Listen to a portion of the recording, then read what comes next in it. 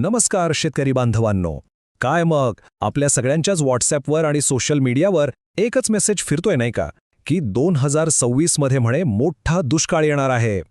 आता हे ऐकल्यावर साहजिकच आहे आपल्या काळजात धस्स होतं.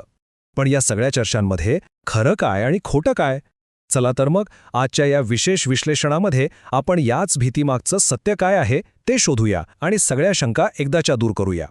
पण हो, पुढे जाण्याआधी एक छोटीशी विनंती. जर तुम्हाला ही खरी, अभ्यासपूर्ण आणि आपल्या कामाची माहिती आवडत असेल ना, तर आपल्या कृषीसाठी चॅनलला आत्ताच्या आत्ता सबस्क्राईब करा. कारण तुमची एक साथ आम्हाला अशीच अचूक माहिती तुमच्यापर्यंत पोहोचवण्यासाठी खूप मोठं बळ देते. चला थेट आपल्या मनातल्या त्या सर्वात मोठ्या प्रश्नाकडे येऊया, ज्या प्रश्नामुळे आपली सगळ्यांची झोप उडाली आहे. 2026 मध्ये खरंच दुष्काळ पडणार आहे का? ही चिंता अगदी स्वाभाविक आहे. पण कोणत्याही निष्कर्षापर्यंत पोहोचण्याआधी आपण या मागचं हवामानाचं शास्त्र समजून घेऊया. म्हणजे काय की आपल्याला अफवा आणि सत्य यातला फरक अगदी सहज कळेल. आता एक कल्पना करा. आपल्या मॉन्सूनचा जो रिमोट कंट्रोल आहे ना, तो इथून हजारो किलोमीटर दूर त्या शांत पॅसिफिक महासागराच्या हातात आहे. त्या समुद्राच्या पाण्याचं तापमान फक्त थोडंसं जरी बदललं तरी त्याचा थेट परिणाम आपल्या पावसावर होतो.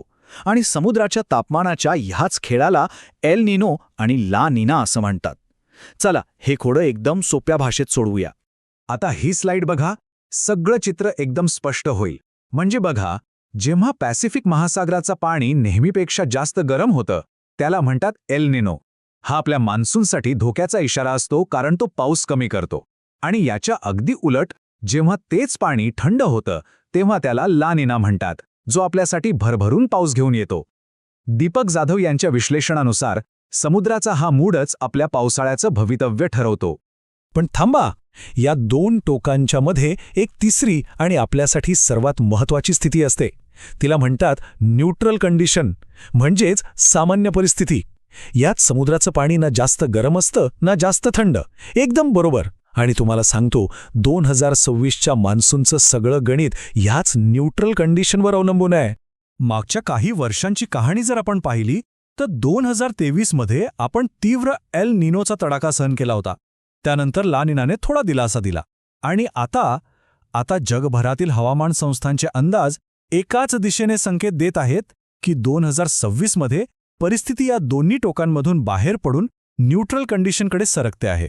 बरं, समुद्राचं विज्ञान तर आपल्याला कळालं, पण ज्यांच्या शब्दावर आपण विश्वास ठेवतो, महाराष्ट्राच्या मातीतले आपले हक्काचे हवामान अभ्यासक, त्यांचं काय म्हणणं आहे?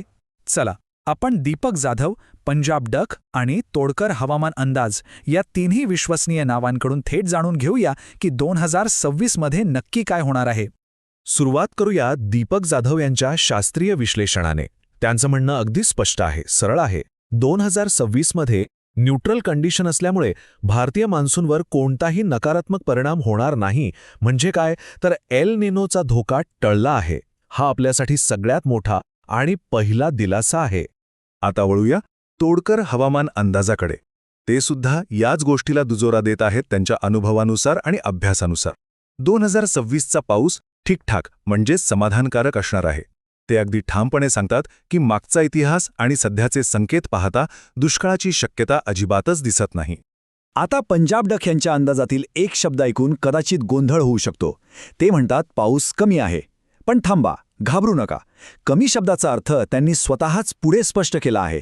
कमी म्हणजे विनाशकारी किंवा पूर आणणारा पाऊस नाही, तर आपल्या पिकाला जेवढा हवा, जेवढा गरजेचा आहे, अगदी तेवढाच, म्हणजे सरासरी पाऊस पडणार आहे. तर मग तिन्ही तज्ज्ञांच्या वेगवेगळ्या शब्दांमधनं एकच सूर, एकच निष्कर्ष बाहेर येतोय. आणि तो म्हणजे 2026 मध्ये दुष्काळ नाही. पाऊस सरासरी असेल, समाधानकारक असेल आणि आपल्या पिकांसाठी पोषक असेल. त्यामुळे मनातली भीती आता पूर्णपणे काढून टाका. चला, आता भीती तर दूर झालीये, तर आता आपण नियोजनाकडे वळूया. हा सरासरी पाऊस नेमका असणार कसा? तो कधी सुरू होईल? पेरणी कधी करायची? आणि यामध्ये काही आव्हानं आहेत का? या पावसाचं संपूर्ण गणित आता आपण मांडूया. पंजाब डक यांनी तर आपल्याला एक अंदाजित वेळापत्रकच दिलं आहे. बघा, मान्सूनचं आगमन 6 ते 8 जूनच्या दरम्यान होईल. 21 जूनच्या आसपास राज्यभरात पेरणीलायक पाऊस जोर धरेल. जून आणि जुलै हे 2 महिने पावसासाठी उत्तम राहतील. हो, ऑगस्टमध्ये थोडासा खंड पडू शकतो, पण घाबरायचं नाही, कारण सप्टेंबरमध्ये पाऊस पुन्हा एकदा चांगला जोर धरणार आहे. आणि हा पाऊस सरासरी म्हणजे किती? तर दीपक जाधव यांनी आपल्याला एक आकडाच दिलाय.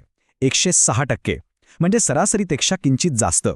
हा आकडा पिकांच्या वाढीसाठी आणि भरघोस उत्पादनासाठी एक आदर्श आकडा मानला जातो. आता एका संभाव्य आव्हानाबद्दल बोलूया.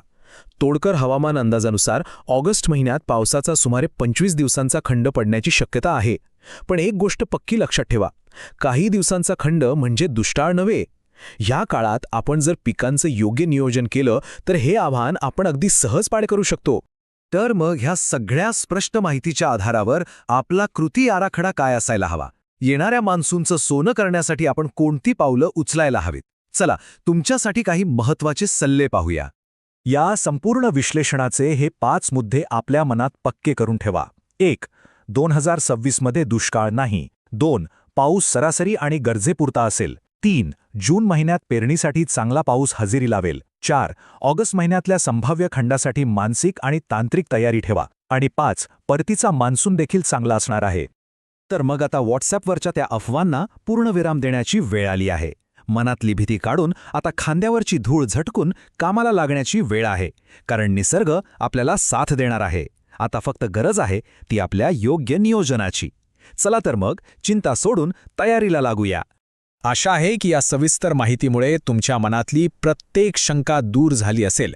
अशाच प्रकारच्या विश्वासार्ह आणि थेट आपल्या फायद्याच्या माहितीसाठी तुमचा आपला कृषी साथी हा YouTube चॅनल सबस्क्राईब करायला विसरू नका. धन्यवाद. जय जवान, जय किसान.